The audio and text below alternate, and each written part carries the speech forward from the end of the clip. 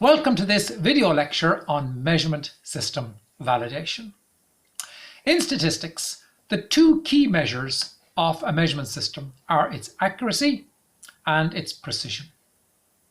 Accuracy means that the measurement system gives the correct result on average, so that the mean is on target. The mean result is the correct result. And if that's the case, then we say the measurement system is accurate or unbiased. The second issue is whether the measurement system is precise, meaning the results are close together. In other words, the standard deviation is small. So accuracy means that the mean is on target, and precision means that the standard deviation is small.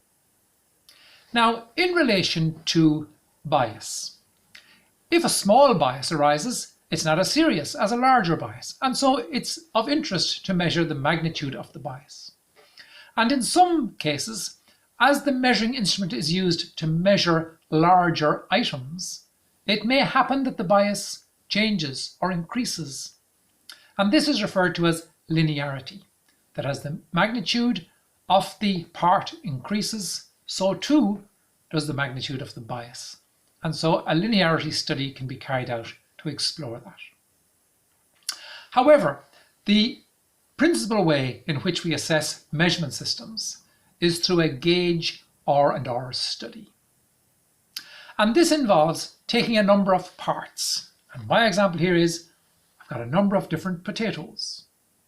And I'm going to measure those parts with a measurement system. I have a tape measure. And I'm going to measure them a number of times. So if I measure this once, I get 70 millimeters. If I measure this one, I get 60 millimeters, telling me that the sizes are different. It's not surprising that I get different results because the parts are different. We call that part-to-part variation or material variation. And of course, that's the purpose of having a measurement system, is to be able to take the measurements and identify differences. So one reason why we get different results is that the parts are different. No surprise there. However, if we have a number of different instruments, here's one instrument that I used, but if I use a different ruler, I might get different results. Or if I take the measurements on a different day, I might get different results. Or if a different person takes the measurements, they might get different results. Or if the measurements are made in a different laboratory, there might be different results. All these issues, person, day, laboratory, instrument, that is called a session. And differences between sessions is referred to as reproducibility. Can we reproduce similar measurements on a different session? That is, a different laboratory or day or person or instrument. And that's a reason why measurements may be different. It's what we might call explained variation. But of course, even if we measure the same part with the same instrument on the same session repeatedly, there will be some small variation among the measurements, and that's called repeatability. So a gauge R&R study refers to reproducibility, differences between sessions, and repeatability, which is just error variance, differences that arise even on a single session, unavoidable variation that arises with that measuring instrument. And so in order to carry out a gauge R&R study, we basically create a two-factor experiment where the factors are part and session. So we measure a number of parts in succession on a number of different sessions. And then we carry out a two-way ANOVA to see if part is having an effect, and we expect that to be the case because the parts are different, but to see if the session is having an effect, and we would prefer if that were not the case. We also check to see whether there's interaction, but we would not expect interaction. And having confirmed that there's no interaction, we usually delete the interaction term from the analysis. So having done this, having carried out a gauge R&R study, there are a number of metrics we can use.